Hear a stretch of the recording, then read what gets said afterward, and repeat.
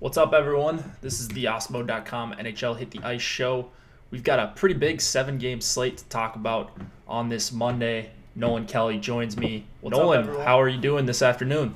I'd be a lot better if my 49ers weren't spending $17 million a year addressing the middle linebacker position with a guy coming off a torn ACL. But, we'll take it as it comes.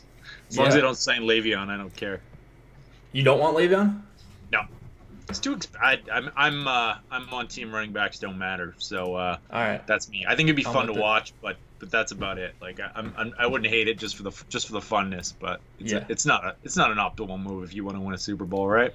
I think I agree. I think smart people, smarter than me, agree with that. So I will defer to you on that. I am never in NFL mode until week 1.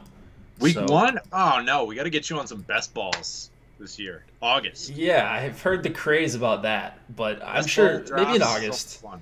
Once I start getting my butt kicked in MLB in August, and Alex and Tom take all my money, then maybe I'll move over to something different.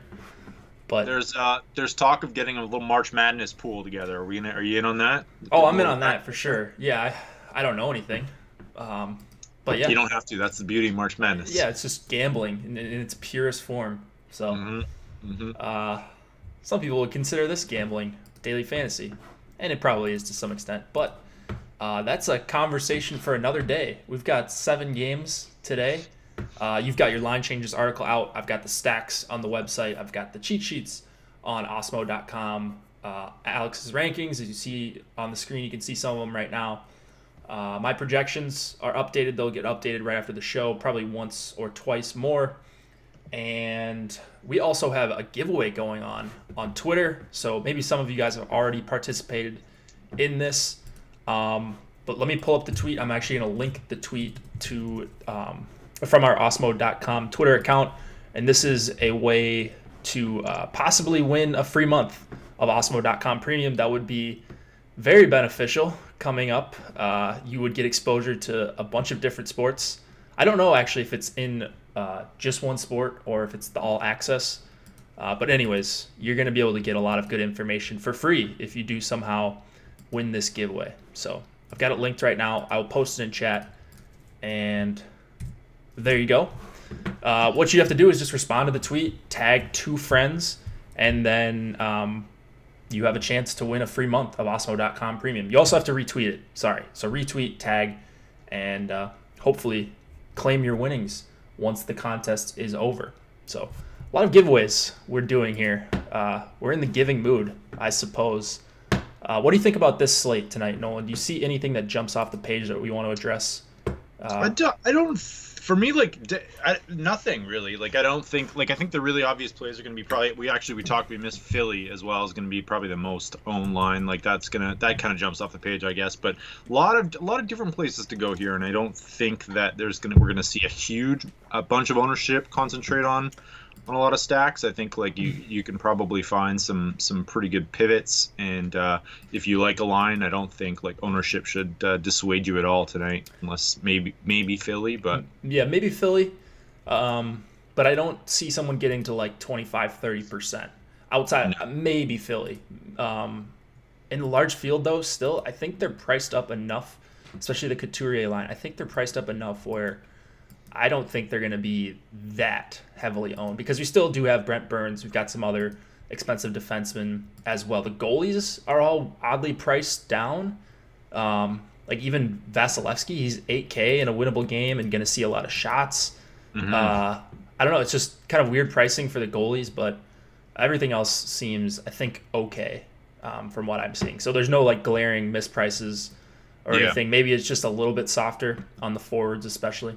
So yeah, I think probably the most egregiously priced line in my looking at it was Toronto 3 just seems way too cheap. Yeah, but it's not going to be a lock or anything. It's just it seems like that might be a popular spot people go if you're to pair for higher price stacks. It will be. Yeah, it'll be as popular as third line gets. Third lines get. The flip side of that argument is you've got 3 or 4 lines from this game that are going to be among the most expensive, and people don't like to do the Josh stack all that often. So that could lower the ownership. I was actually surprised at the Edmonton game on Saturday. That line came in at around like 3% total. So a little bit surprising for me because I thought they'd be really popular as a filler. So maybe that happens. Edmonton or the Kadri line. Oh, okay. Edmonton. Oh, okay. I heard Edmonton for some reason. Maybe we just got McDavid on the mind. Who knows? Yeah. All right. Let's get into these 7 games. We're going to start out with a pretty fun one here. Tampa and Toronto, 3.3 implied total for the Lightning, 3.4 for the Leafs. Vasilevsky and Anderson going up against each other. Do we have any changes here? The only thing to really monitor here is just that Zach Hyman is going to be missed practice this morning, is going to be a game time decision. So he's listed as day-to-day on both sites, I think. Earlier he was on FanDuel anyways. So that should lower his ownership even more. So I would say, like, even if you're, like, you should always be, like, stacking the line. But, you know, Hyman's always, like, half or a third of Tavares and Marner. So that's going to be even more pronounced today. So if you like that line, then add Hyman and get even more leverage than usual. Yeah, I think the thought is that he's going to play. He's expected to play. Yeah, sorry. Yeah, so Peyton. I can't remember how it's pronounced. Patan. There we go. BC boy from my hometown. Oh, is he? Nice. I think so. I think he's from North Shore. So I don't think your buddy is going to skate on line 1 tonight. I think it's going to be Hyman. So obviously check on that. Good thing that this is a 7 Eastern game. You'll know about 20 minutes to half an hour in advance of this one. Looking at how the lines are going to match, I think is pretty important tonight. So what I found, or what I think is going to happen, is it's going to be Tavares going up against the Point Kucherov Johnson line, and then Matthews seeing more of the Stamkos line, some of the Tampa 3 line as well. So for me, what that does is very clearly in this game, for me, the point line is my number 1 play. The Tavares line, like, they have good numbers overall, but at home when they're in this shutdown role, they do allow a lot of scoring chances, high danger chances, and I detailed that in the Stacks article today. So I'm really, really excited about this point line. I know they're going to be popular. It's a 6.5 total game. They're going to attract some attention, but one of my favorite spots of the night right off the bat here. What else do you like in this game? Or do you like Tampa 2? Yeah, no, I was just going to defer to you, to be honest, and see what these matchups are like. I mean, it's hard not to like Tampa 2. This could be a really high event game. Both teams have really high totals. Toronto gives up a ton, but also gives up a lot of scoring chances, but gets a lot of scoring chances, and Tampa's a little better defensively. But yeah, I like both sides. I like a game stack. I like a lot of things here. So I think you can kind of go a lot of different ways with it. But if you say that if you like Tampa 2 the best, then that sounds like the play. Yeah, I don't know. I mean, just different price ranges for different lines in this one. But I think when you add in Johnson, and I'm going to full stack it, of course, it's just a really well-priced stack. They're on the road, so that's going to lower their ownership a bit. They don't even have the highest total in this game, let alone the highest total on the slate. So, yeah, I'm pretty excited here about Tampa 2. I think if I'm going. What happened to Tyler Johnson, by the way? Like, he's just like not been the same player this year. Yeah, and he's like in that same, like, Zach Hyman's, like, he's a better player than Hyman, I think, but he's in that same category where he's just not getting owned as much as Kucherov and Point. So. Yeah, Eric, we did just go over the line matches. I think it's going to be Tavares versus Point. Matthews going up against lines 2 and 3. Same thing with the Kadri line. So for me, that makes Tampa 2 the best play of this game. Tyler Johnson just shows up in the playoffs. Yeah, maybe he's just saving it. I mean, they're going to stroll into the playoffs pretty nicely here. But yeah, I don't have a problem playing him. Has his results been that bad? He just hasn't, like, I don't think he's been scoring at the rate that we're used to. Like, he was pretty elite last couple seasons, and now he's like just kind of half a point a game kind of thing. I mean, he's not a plug by any means. You'd think just by playing on the Point Kucherov line for most of the season that he would just run into some points, and maybe it's just a little bit of bad luck, but maybe he just hasn't been the same player. Could be a mixture of both. Homercley says in chat that Connor Brown would go up to that line if Hyman can't play. Coach says Hyman is in. Is what Coach says Hyman's in for sure. So okay, he should. Don't have to discuss the human anchor that is Connor Brown. So yeah, no Connor Brown. What other stacks are you prioritizing in this game, if any? Yeah, I'm definitely going to try and get some Toronto 3 in here. Kadri, that line had, I think, a 2 or 3 goal performance the last time they played Tampa, and they're just too cheap. They're like $10,000. You get 3 really talented offensive players. Yeah, so I don't know. Am I off base on that? No, I think that's fine. It's just a really good price play. Kadri back helps. Nylander moving back to wing, and he's still 3,200 for some reason, and he's looked a ton better recently, even without Kadri. Nylander's still generating chances. I haven't looked recently, but there was even when he was struggling, he was generating a ton of chances. So I don't see why, his price keeps dropping, but that's fine by me. I'll take an extremely talented player. Yeah, and I'm not heavy on either of the Toronto top 2 lines.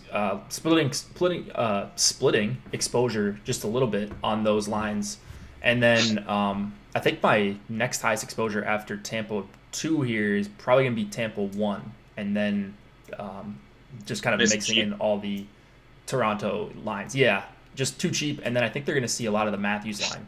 And the Matthews line, while it's really good offensively, they do give up quite a bit defensively. Over 70 shot attempts against, I believe, per 60. So yeah, give me some of the Stamkos line. JT Miller on the top power play as well. And then we've got a really good ref here. So I looked at the refs quick before I came on. And the ref that leads the NHL in power plays per game is officiating this one. So Hedman as well. Is it Furman? It's not Furman.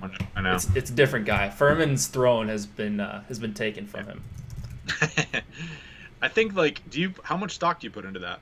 Not very much. It's just something I check if I get around to it. And if a guy's number 1, I won't bump him up. I'll just make a mental note. Maybe I need to get a little bit more Toronto. Number 1 and number 11. Yeah. So that's pretty good. Pretty good. Number 11. Even if you average them out, yeah. I mean, it's pretty good. So I like that. I like that call. Not bad. And then Riley, I think, is just a little bit too expensive for my taste tonight. Tampa's penalty kill is pretty good as well. So that's about it for this one. What about the goalies? 2 really talented guys here. Yeah, and they're not going to be owned because I think people will be scared off by the high total and just the fact that we have 2 of the best teams going up against each other. So the win odds are a little bit mitigated. But, I got no problem going just correlation play. Vasilevsky with Tampa 2. That's a good way to get some differentiation on your Tampa 2 lineups. Yeah, I like Vasi a little bit here for 8K. So he's kind of the guy if I'm paying up, I suppose, but I'm not paying up that often. So he's one of the best goalies in the NHL. This is a winnable game, and I think he's going to see 30, 35 shots. So give me some Vasi, especially in correlation, like you said. I like it. Blue Jackets and Islanders, 2.8 implied total for the Jackets, 2.8 as well. For the Islanders, Sergei Bobrovsky and Thomas Greiss in net. What do we see that's different here? So we have new Islanders lines tonight. We have Lee with Barzal and Everlay. That's full power play 1 correlation, I believe. We have Ladd, Nelson, and Beauvillier on line 2. Cal Clutterbuck is back in on the 4th line, and Boone Jenner is out for the Jackets. Eric Robinson, I forgot to look him up. I don't know much about him, but he's on line 3. We actually started to see some Johnny Boychuk also out for the Islanders, and Scott Mayfield is up on that top pairing with Nick Leddy, the top pairing. So we started to see a little bit more ice time from the Columbus Blue Jackets, correlation last game, kind of getting back to normal a little bit. Now I don't know if that changes with Boone Jenner out and they start changing things a lot, but just Eric Robinson, 11 games this year, 0 points, half a game in the AHL, half a point a game in the AHL this year. So I would say you could pretty much downgrade that line a bunch and then maybe upgrade CBJ 1 and 2.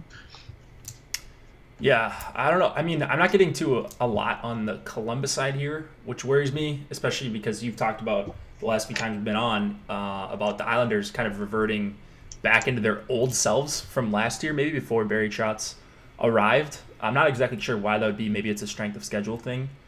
I honestly haven't looked, so I'm just speculating there. But I mean, they got torched against Philly. They were that was probably the nuts line the other night. I just think that. I think especially in lower stakes when people are hand building, and especially on DK, that you're going to get an ownership discount. Like they're not going to be owned at all because people have the perception that the Islanders are great defensively, and you're getting that like red number beside them, first or second in points allowed. So I really like them as a pivot tonight and as a low own, as a kind of leverage play off some of the higher owned lines. And they're kind of cheap now. Like the prices are down from what we've seen. So yeah, CBJ1 that is. Yeah, they are pretty cheap. So I thought they would pop a little bit more. Like Panarin's price is too cheap. Atkinson is priced okay.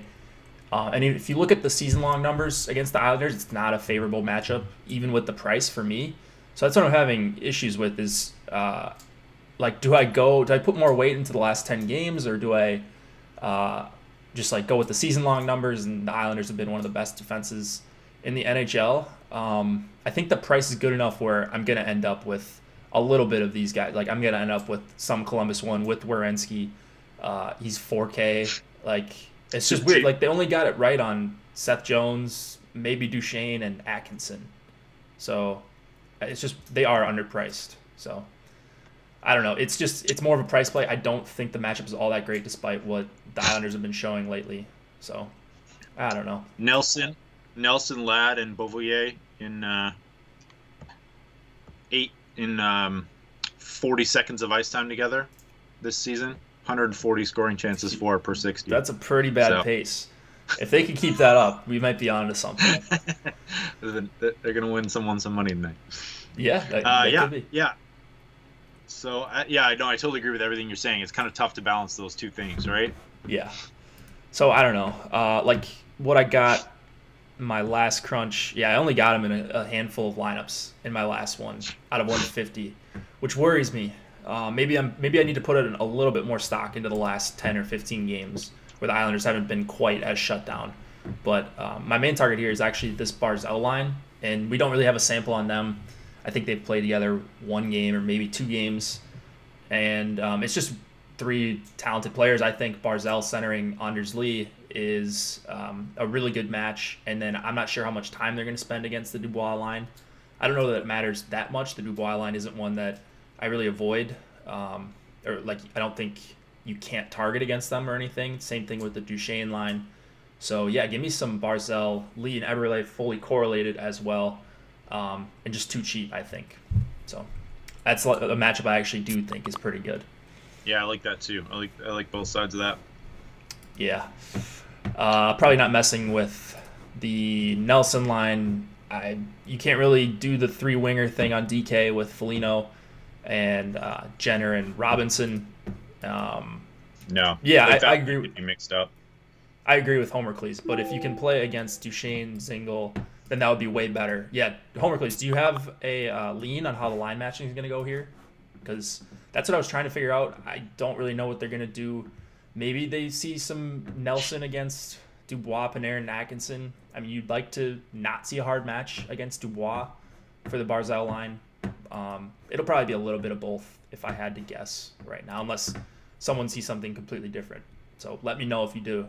What about any defensemen here? Yeah, Scott Mayfield came up in your projections the other day. I noticed like he was doing pretty well. Now he gets a bump up. He scored last game, so that's interesting. Nick Leddy had a monster game last time out. He's been playing a little better. That price is getting a little bit high though. And Werenski's just too cheap on that. Like he hasn't been doing much lately. He hasn't been shooting a lot. Just hasn't been really effective. But anytime you can get a top pairing defenseman, power play quarterback, power play one, getting 20 plus minutes at that price, I don't think it's a bad play. Right. Yeah, I would agree with that on Werenski for sure. Polak, to no one's surprise, is my favorite guy on the Isles side, even though he's not on the top power play. And maybe Taves gets a bump in minutes. I'm not sure. Yeah. With no Boychuk. I know he played a decent amount of minutes the last couple games, and then Polak played a ton. He played 25 when Boychuk left the game in their last one. So, give me some Polak. He's going to be one of my higher exposed defensemen tonight. Top 3, I think, for me. Nice. I like it. Yeah. I'm sure he'll get an uptick in minutes. Yeah. Just needs that top power play. If he could get to that top power play, I'd really, really love him. But yeah, I don't know why they don't put him on. Gotta get such a talented offensive player. Yeah, gotta get some Nick Leddy in your lives. Ottawa and Philadelphia, we've got a 2.7 implied total for the Sens, 3.8 for the Flyers. Craig Anderson and Brian Elliott in net. Double A Brian Elliott, it looks like. Whoa. Hadn't seen that one yet, but First time in his career. yeah, I'm sure he won't bust. What do we see different here? I think not much. Just that Jakub Voracek is out for the Flyers. They got Couturier, Lindblom, and Giroux together. That line's been really good. In 37 minutes so far this season, they're averaging 45 scoring chances for and 21 high danger chances for. So pretty intriguing there. They're going to be chalk, but I think they might be a worthwhile play tonight. And then down on the second line, Konechny, JVR, and Nolan Patrick forms a pretty cheap filler stack for you as well, with Konechny and JVR on the power play 1. So that's an option. And then we have the second half of the season, Thomas Chabot, Travis Sanheim, getting all the love from your projections. Ottawa side, I think everything is the same. Yep. And they're actually starting to see some like line correlation lately. So I don't know if it's because Mark Crawford took over and they're just kind of, he has a little bit of a different coaching style or what, but you can sort of start to reliably stack Ottawa without thinking that they're going to be in-game switched. Sure.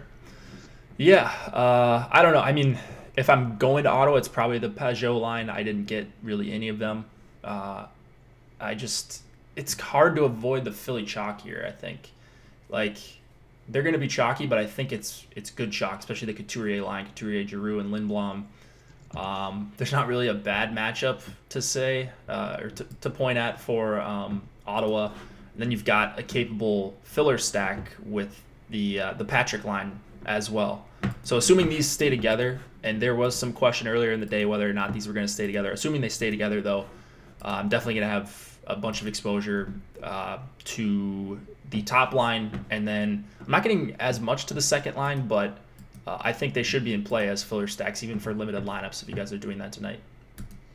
Another thing to note here is Jakub Voracek has appealed his 2-game suspension, and they requested a expedited hearing. So I don't think it'll be in time for this game, and I doubt it gets a 2-game or gets reduced to 0 anyway. So it's probably not worth monitoring, but just something to keep an eye on. They said he can't play tonight, or at least I saw something. One of the beats was saying he can't play tonight. So there you go. Yeah. So sorry, I don't know if I interrupted you there, but no. Yeah, I definitely like the Philly side of this game, and I think Ottawa as a contrarian play isn't a bad one either. So I like the Pajot line too. Yeah, I think I'll probably sprinkle in a little bit more of the Pajot line as I get closer to lock. I don't think Philly's all that great, but I'm just a little bit worried about them going up against the Couturier line. I think they'd really have their hands full with Duclair and Tkachuk on that line. I don't know if that line's going to be able to hang with them if Philly decides to hard match here. So a little bit worried about Ottawa, the line I want to play. But yeah, it's like I don't think I'm going to be missing out if I'm not playing Ottawa tonight. So I don't know. What are you doing with Brian Elliott and the defenseman here? Yeah, I just got a lot of Elliott when I used your projections, and so I think I'm gonna trust it a lot. I think he's just very cheap, and but I think as well, there's a pretty wide range of outcomes here, right? We can envision Ottawa winning this game. So if Elliott's gonna end up being chalked, then maybe you pivot off him a little bit from your Philly stacks and gain some leverage that way. Yeah, I guess the thing to fade here, I think, is just how much is Ottawa going to be able to generate? Like, how many low danger chances or medium danger chances are they going to be able to generate? So, he's going to project well for everyone, including myself. Elliott's going to project really well. And if he doesn't project well, then get a new projection system for 7,300. So, he grades that he would be an AA in mine as well. He's the highest raw point goalie because he's such a big favorite. And then he's 7,300, so he's obviously going to be an awesome value as well. So I have no problem correlating. You can see Philadelphia winning this game 3-0, 4-1 type of thing, and then he could be the nut goalie. But I think instead of fading him, I'm kind of spreading around my ownership in this range because there are a couple guys that I think are priced too low. Like Dubnyk comes to mind, and then there was Kemper as well. I think are both better goalies than Elliott, and they're cheaper. And they are probably going to see more shot volume. So by no means locks for win. But that's why you're going to see Elliott pop, especially if you use my projections. Yeah, I like that call. Yeah, it's true. what was I gonna say? Oh, just sorry, I forgot to ask you about matchups there. Couturier, Pajot, you think, or I just think, I mean, they do like to hard match with the Couturier line. Maybe they don't have to do it here just because Ottawa they just suck. But like you would think with Kachuk on that top line, like who else would you hard match? Would you hard match against Colin White and Bobby Ryan? You know, like I don't know. It's maybe they just roll lines here, so maybe I'm just getting worried about nothing. But I don't know. The slate's big enough. If you want to play bad teams, just play Arizona, right? Yeah. All right. I missed that. Yeah. What else here? Are we missing anything else? We talked about. Yeah, like are you going to be putting some Sanheim in your stacks, or because I know he grades out really well for you? I didn't actually get to a lot of him. Despite like I'm not forcing in correlated defensemen, so that's probably why. There are other guys that grade out pretty well in his range. So I'm actually not getting to a ton of Sanheim, even though he does project out pretty well. He's been great lately, though, getting a lot of minutes. Not shooting a ton, but yeah. The problem, I guess, is Philly is you just kind of have three options there at D, and all priced right next to each other too. Yeah, all priced next to each other. Ghost of Spares on the power play 1, so it's kind of a tough call which one you go with, right? Yep, agreed. All right, ready to go to the next one? Yeah, let's do it. Sharks and the Wild. We've got a 3.1 implied total for San Jose, 3 for the Wild. Martin Jones and Devin Dubnyk in net. Do we see anything different here? Just the Wild lines are a little bit different. So Cunning's still out. It looks like Greenway's back up on Minnesota 1. I think Donato was at their last game, wasn't he? Yeah. So, and then on the second line there, we have Victor Rask coming off IR. He's still listed as on IR on both sites, so he's on the second line. I think you pretty much have to downgrade that second line. Evander Kane and Erik Karlsson still out for the Sharks. Yeah, it's the Wild's. The Wild's lines, I think, are kind of a disaster right now. They kind of broke up their only good line, or their line that was generating quite a bit. Donato, Stahl, and Zucker. I'm not so sure that Donato doesn't end up on that line in the second period. Mm-hmm. So it's like I don't really want to stack with Greenway. I'd just much rather play Donato up there if I'm going to the Stahl line. Either way, I didn't really get a lot of either side besides, of course, Burns, but I did get to a little bit of the Couture line. So it's just kind of a bet on talent play. They've been incredible as of late, like generating 15 plus high danger chances per 60 over the last 10 or 15 games. And I'm not sure there's a matchup that I'm really worried about with no Koivu. You're a little bit worried about Suter and Spurgeon, but these Minnesota 1 and 3 have been really good defensively, though, right? It's limited minutes, but they're both ranked on like the top 5 in this slate in terms of scoring chances against the Zucker line, Zucker Stahl line, and the Donato line. I think they've been matching though, or the line that's been getting the most time against opposing top lines when Minnesota's at home is the Parise line, and like Parise with Rask and Fiala, I would not be worried about that line at all. So yeah, that makes sense. I mean, Victor Rask just been terrible this season and coming off an injury. Like, I think San Jose is kind of a sneaky play here, actually. Yeah. So, and good power play matchup, too. Wild taking a bunch of penalties, not killing them off. So, pretty good combo, I think. And then you also have Brent Burns to correlate, if you so choose. And I'm choosing very often to correlate with Brent Burns and to not correlate as a one-off. So, double A grade from Osmo there. I would agree with that. Anything else you see in this game that you want to talk about? No, I think I think that's it. Are you gonna like Minnesota 3 intrigue you at all? I guess like with Donato down there, they've been pretty good. I guess Cunnin was also a big part of that, though. Hey, I just don't know if Donato's gonna stick there. I don't think he will. Every time basically he's been on that line, he's moved up, and him and Greenway have swapped. So. Like Wild just always playing these close games, and like it's just frustrating when you're playing a stack and it doesn't stick together for nearly the whole game. Yeah, so, I don't know. That's just something I've picked up watching it, and the announcers always talk about it. Why not just start Donato with Stahl and Zucker if you're going to keep moving him there? And they're not doing it tonight, so Boudreau is probably going to move him there at some point. Fiala, baby, yeah, Fiala's cheap. I don't know if it's the best matchup. Maybe you can make an argument with no Carlson still for the Sharks. They're obviously worse defensively without him. But yeah, Minnesota's not really jumping off the page. I do think if you're not correlating, though, you should be playing some Devin Dubnyk because he's been on fire, and he's 7K, and it's basically a pick'em game, and he just deserves to be priced higher. So that'd be a guy I'd take a stab at. Yeah, I agree. Was he in net for that Florida trouncing the other night, though? I believe he was. Yeah, on Friday. So are we back to him like being crap again now? No, he's not. He's fine. That was a back-to-back. 2 of his last 3 is letting 4 and... Oh, no. He must not have... He got pulled. Yeah, he got pulled. So 3 goals and 7 shots. But he had just shut out Tampa the night before. That was a clear letdown. And Boudreaux started him. I mean, he's trying to ride Dubnyk, but, like, he just shut out Tampa in Tampa. So... That's true. Just like just a high variance though, right? Like a good, probably a good GPP play because he's either going to get you a shutout or when he's 7K, like I think you have to take some stabs there. Yeah. So, all right. Anything else here before we move on? No. Do you like we didn't really talk about the hurdle line. You have any interest in that? No Evander Kane tonight. Yeah, Nyquist hurdle, that'll definitely be flying under the radar. It's pretty cheap too. I got no problem going to that line. Yeah. What have their numbers been like? They haven't been together too much, right? Yeah, they've only played a couple games here. Let me see. 15 minutes. Their numbers are pretty bad, I think. So. 15. Oh, I thought you said 50. Yeah, 15. I mean, whatever. That's basically one game, a little bit more. So yeah, I'm not worried about that. If you're on them, don't get off of them because of the 15-minute sample or whatever. For anyone watching.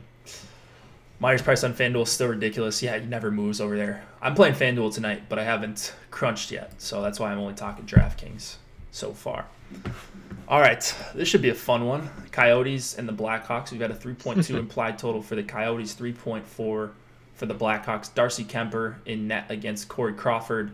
What about changes here? I think not much. Yeah, it looks like they're both going with the same lines they had last game. Did you see anything? No. So as far as how they're going to start the game, I think they're both going to start the same. And when I'm saying start the game, I'm talking about Chicago here because Tays and Saad with Sakura, that was a thing to start the game against Dallas the other night.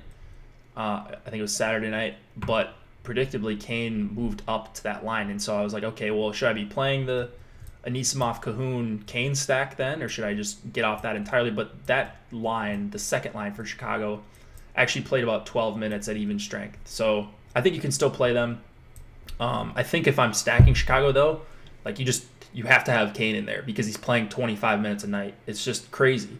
So he's playing basically on 1.5 lines.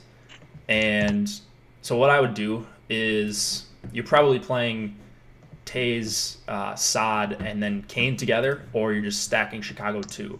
So I haven't decided what I'm doing on either site just yet, but like basically all my Chicago stacks, if not all of them, are going to have Kane in them, whether it's me making manual adjustments or just stacking Chicago too. So what do you think about that? Yeah, that's a great point. Tays, Kane, Saad, 7% 5-on-5 ice time share, in addition to Kane leading Kane's line leading the team in ice time. Good, interesting call there. Like I think that the power play stack, just with those, or like a Tays, Kane, Saad stack would be interesting because it wouldn't be very owned, and Saad's not on that top power play one. But yeah, not bad. Kind of like it. Yeah, and then Chris points out, and this is something that I was just going to bring up actually, the Kruger, Camp, Kunitz line, the fourth line that you see here, they played a bunch against Eichel. He said, yeah, Eichel line last game. I don't know if that's going to be the case here. I think there's not really a clear top line for Arizona. Like, it's probably the Dvorak-Keller line, but they switch around so often that I don't know if you're going to see that in any, like, significant minutes. So I don't know, but I did notice that, and it doesn't really do anything for me. I don't think that's a line you should be worried about. It's kind of like Islanders 4. I'm just never really worried about a fourth line going up against a line that I think is decent. So I really like the Dvorak, Keller, Panik line, and then if They've you got some great numbers. Only 20 minutes together, but they're averaging 47 scoring chances for and 25 high danger chances for, which yeah, is pretty impressive. I think it's just a pretty good duo with Dvorak and Keller, and then Yeah. Panik's he's okay. Nothing. And then you have the plus matchup against. Doesn't really matter who you match up with on the Blackhawks. All three of their top lines are terrible. So. Yep. Yeah, you Even basically if you get the read fourth my line. mind. So, just love the Dvorak line. I actually do have some Richardson line. Like they're coming up, even not getting power play time, which is weird. It just goes to show how much my model likes stacking against Chicago here. They're so bad defensively. Kane's on the ice for half the game, and yeah, he's awesome offensively, but defensively he's not great. So he's going to be tired too for a lot of those minutes. Just playing all those minutes, I can't imagine that they're very productive, efficient defensive minutes. So yeah, those are kind of my takeaways from this game. Dvorak line, and then if you're stacking Chicago, power play stack it. Basically, just don't play Sakura. I don't think you need to do that tonight. Yeah, I agree with that. I think that Arizona's going to fly under the radar too. So you're probably looking at like 2 to 3% ownership for that line. Seth said that Arizona 2 has been touted a couple places today. So he said right? maybe it's a little bit chalkier than what we think. So even if it's like 6 or 7% as a trio, like just sign me up for that. I'm perfectly fine with that. They're super, super cheap. They've had good numbers. They're going to have a really good matchup. They all get power play time. Like there's just a lot of things going for them. So I like it regardless of what the ownership is. Yeah. Wrong Arizona line. Which one are you on, Boom? The Cousins, Galchenyuk, Fisher line? I don't know about that.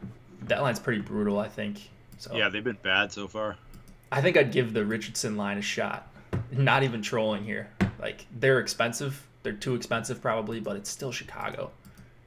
That Galchenyuk line is the second worst line in the. Oh wait, no. Am I reading that right? Yeah, second worst line on the night in scoring chances and high danger chances for, and they have a decent sample, 34 minutes together, so they've been brutal. Dahlstrom gave up 11 high danger chances against in the last game. Is that right? Against that trio? I think he means against Dallas. They played Dallas last. Oh. I don't know. I mean, Dahlstrom was actually someone asked earlier who's a guy like min salary defenseman. He was actually a guy I was looking at that I think you can play at min salary. Like I think there's a decent chance he sees 20 minutes, maybe blocks a shot or two. You're not looking for a ton out of 2,500. It's just like a last guy in thing. I think he would be a guy I would be okay playing.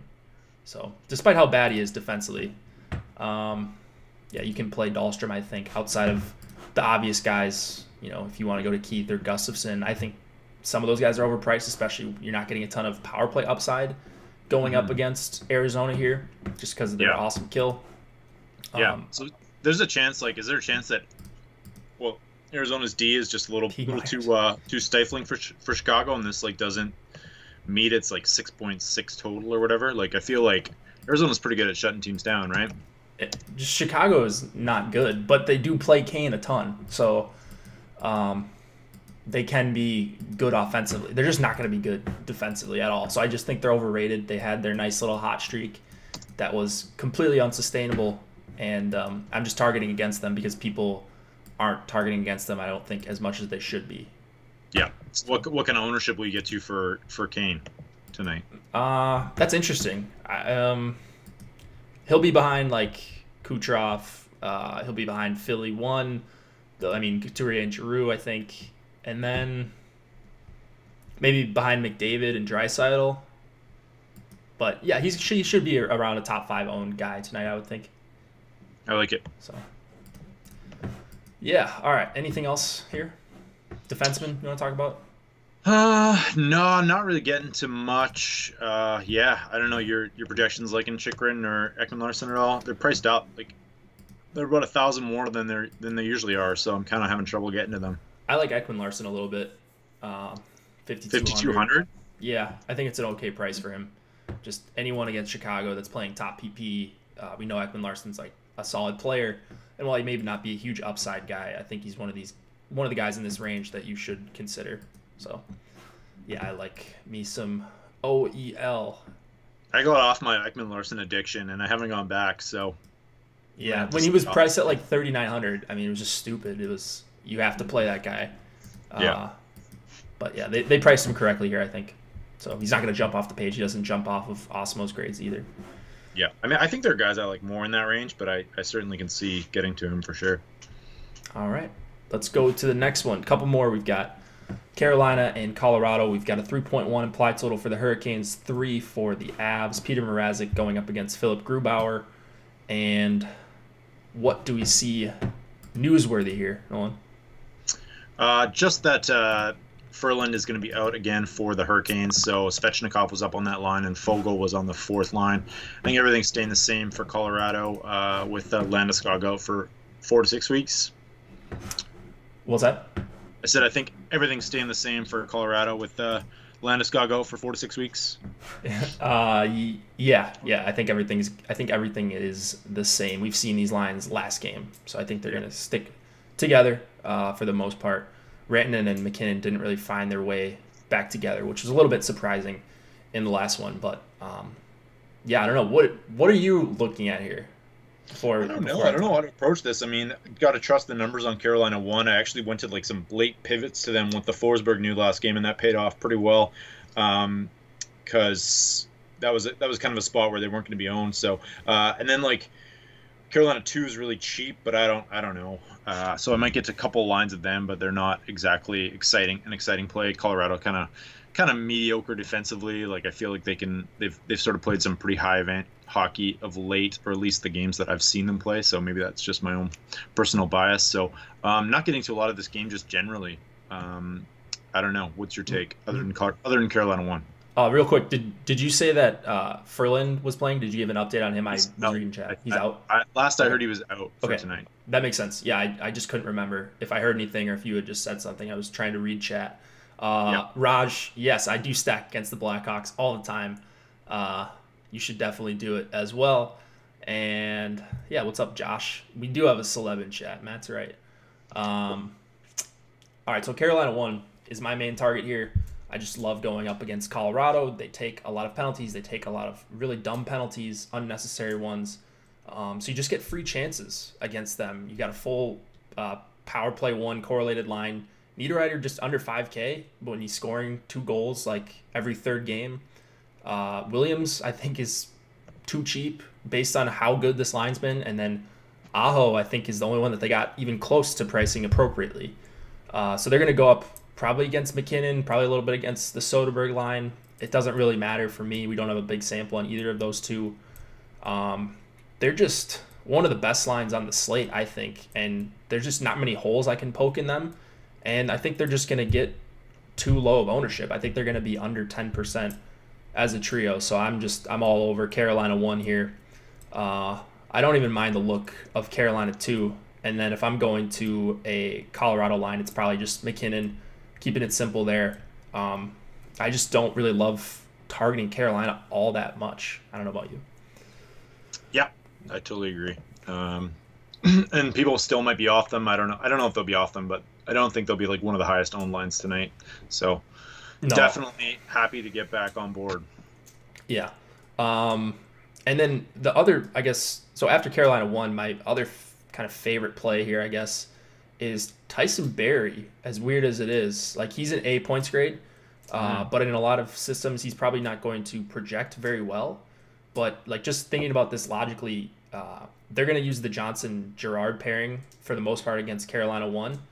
And Tyson Barrie's not going to be on the ice much against Carolina 1, so that's kind of a tick in his favor.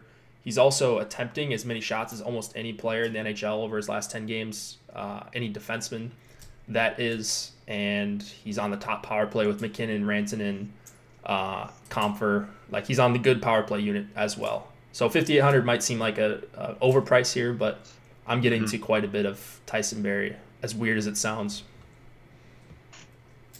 What about Carolina's side? Do you like Dougie or Justin Falk? Yeah, I'm always underweight on those guys. I don't know why. Just can't seem to. I can never seem to get them right, you know. So take Falk and get on Hamilton and Falk scores. But I mean, Hamilton's always grades out well. I don't have any problem rostering him. His price is starting to get up high a little bit, and he only had 16 minutes last game though, so I probably won't get to much. I think I actually prefer Falk, like with Carolina 1. Like I don't know that I'm playing a bunch of either of these guys, but if I'm playing Carolina 1, Colorado PK. Yeah, just PK.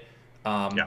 You know, that's basically where his value comes from anyways. Is 8 more minutes than Hamilton last game too, so. Did he really? Yeah. Yeah. So I don't know what that's an aberration though. I'm not sure why that happened. Yeah. Probably just a road matchup, and they were putting Falk out against Nashville 1. I wonder what they're doing. Yeah, Carolina just absolutely laid an egg on Friday and then came back on Saturday and had some success against Nashville. So they weren't great against Nashville. Like I looked at the lines, or I looked at the box score or whatever on Natural Stat Trick, and they weren't great. Like they still did allow a decent amount of chances against them, but they just kind of capitalized on the ones they needed to kind of be the nut stack.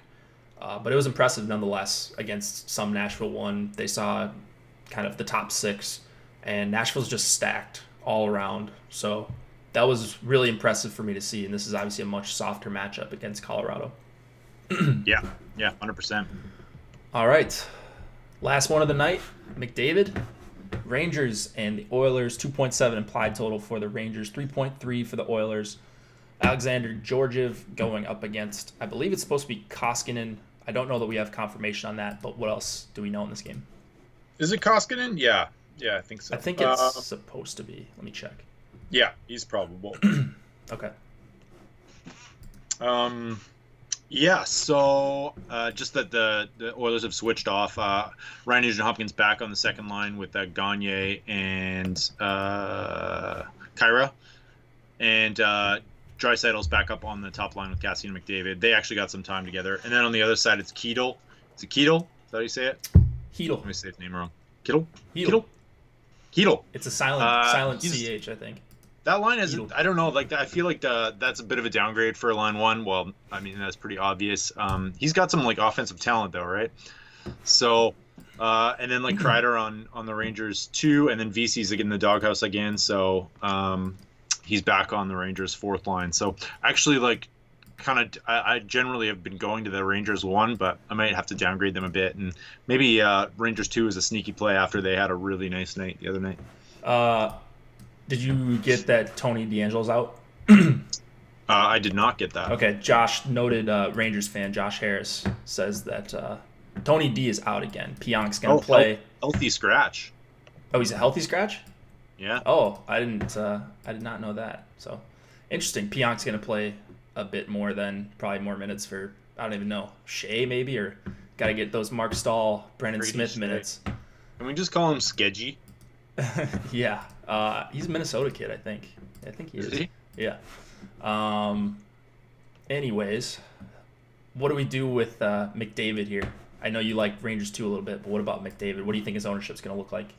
Oof. Number 2 behind like Kane maybe for like individual players. People love stacking him as well, like with Draisaitl. I noticed that like for whatever reason people like to just the Draisaitl stack but don't like the RNH stack as much. So but I mean it's a pretty good spot for them. The Rangers PK is not great. They're at home getting a ton of minutes. So I don't know. I think he probably gets to 25% tonight. You think so? And, I think so. Maybe not. What was your take? 20? 50? Yeah, I was thinking like 20. I don't know. I wouldn't be shocked if it's 25. It's just, it never really is shocking. With McDavid, it's soft pricing, so people will jam in. They'll full stack or whatever, and then they'll just take out one guy to jam in Kane or McDavid, so that makes sense. Definitely going to be a top 3 owned player, I think. That being said, I'm full stacking, so it's either Zach Kassian with McDavid and Draisaitl or nothing. Kassian is actually stuck with McDavid, even when they've gone back and forth between Draisaitl and Nugent Hopkins. Yeah. So that's they like that. Pretty encouraging. They're not getting away from it at all. Yeah, they're not. So whatever. But Zach Kassian's 3K, so I don't think you have to play 20 or 25% of Edmonton 1 to be over the field. I don't know. I'm trying to hit on the full stacks here. So I'm playing Kassian, and he's going to be 10% if McDavid's 20, and I think that's a little bit generous. He might be more like 6 or 7 if McDavid's 20. So, yeah, give me some Edmonton 1. I agree with the call. I mean, I like Rangers 1 here quite a bit. Edel on the top line, 28%. Or, I'm sorry, 2,800 is too cheap for him playing with Zibanejad. Nemestikov is whatever, but I really lean towards Rangers 1 if I'm going to a Rangers line. They've been really bad, though, in 28 minutes this season. Yeah. 18 scoring chances for, 6 high danger chances for. Only 28 minutes, but yeah, that's not great. I don't know. Short sample. It's just Edmonton. I think they're just a dumpster fire. So even if you're going up against McDavid and Draisaitl, like you'd rather have that probably than the Nugent Hopkins line. I don't even know. Clefbaum looks like he's back on the top power play as well. So there you go. I was already on Clefbaum when I thought he was going to be on the second unit. So yeah, give me my nemesis, Oscar Clefbaum. What else here? Oscar Clefbaum. Yeah, my Sekera pick busted the other night. I would he got a little less power play time than I thought he might. Only like 12% share, so I can't say I'm going to go back to him too much tonight, even though he is moon priced. That's pretty. He's just he's playing a lot with like the third and fourth lines. So yeah, I like the Clefbaum call. It's still Nurse on that top power play unit though, right? No, it's Clefbaum. Is it? Yeah. Did that switch last game? That's a great question. I can check. Yeah, Let me see. Nurse was 75% last game. Maybe they practice it. Because Daily Face-Off is showing Clefbaum on the top unit. Let's just go to game day here. I'll just double check while you're see if I can find anything on it. Coach Hitchcock discusses rotating Clefbaum onto the top PP unit and breaks down what to expect tonight as the Oilers get to face the Rangers. So that was a tweet from 3 hours ago. So okay, they must. So like he's gonna rotate him in, maybe. Yeah. No, they must be practicing it. So he should get the first crack at it. And the Rangers PK is dust. So awesome. Should be. Yeah, that's great. That's a great call, and that's one of those situations where people might not be on top of it. Yeah. Yeah, I think the people with Cruncher will be, just because I think they get him from DFO. So outside of that, though, maybe some people miss that are hand building or whatever. Either way, Clefbaum, I think, is definitely in play for 5,500. He's starting to shoot a little bit more. Even when I'm playing him, I'm getting some decent results as of late. And then I think, he's dirt cheap. He's 4,300 on FanDuel. So that's just, I mean, he just shouldn't be that cheap in this matchup against the Rangers. That's nuts. That's like lock territory. It's crazy cheap. Yeah, I would bet when I crunch on FanDuel, he's going to be in over half my lineups. So play him over there for sure. And that's really all I have in this game. What about you? Yeah, I do like McDavid. Like, are you going to be trying just going get over the field just through stacks, I guess, and hope that Cassian and Draisaitl will get left off a little bit? Draisaitl will not be left off. Cassian will be, though. But he will on FanDuel, though, just because of the double center, right? Oh, yeah, that's a good point. So on FanDuel, he might be. That's a nice way to attack the slate. I tried that earlier in the year without any success, but if you want to try going for the McDavid Draisaitl stacks on FanDuel, people might avoid that a little bit just because it's hard to fully stack with two centers there. I don't know if anyone has thoughts on that, or if think that's a viable strategy. You could absolutely do that. Absolutely do that, and then just power play stack if you're double stacking. So yeah, not too bad. All right. Well, we still have this giveaway going on. Of course, if you guys missed it earlier in the day, we've got a free month of Awesemo.com up for grabs. The premium subscription spring break giveaway, we're calling it. All you have to do is respond to the tweet and tag 2 friends. The tweet is, if you could attend any sporting event, past or present, which would it be? So respond. Good question. What's yours? What would you do? Sporting event? Maybe when the Cubs won the World Series? Maybe? Oh, that would be pretty good. Yeah, I think. But that wasn't in Chicago. It'd still be pretty cool. Never mind. Yeah. I'd take that back. Yeah, it would definitely be that. What about you? Probably like the 1986 U.S. Women's Figure Skating Championships would be pretty high on my list. Oh, really? No, I'm kidding. I don't know. That's a great question. Some amazing play that lives on in infamy. We'll have to get back with some better answers tomorrow. Yeah, we'll bring our answers tomorrow. 1980 Miracle on Ice. Wow, it's a good one. Oh, that's great. There's a couple suggestions, but get creative with that. Tag 2 friends, retweet it, and you will be entered in to win the month-long subscription, which is pretty valuable. So go check out Osmo's rankings. Go check out my projections. We've got the free Spotlight Stacks article, free cheat sheets that I put out each day. Nolan's got his line change article behind the paywall where you can get all the information you need from morning skate in one place. Promo code Hit the Ice gets you 50% off your first month of Osmo.com Premium. Thanks for joining today, guys, and we will be back tomorrow for another pretty good slate.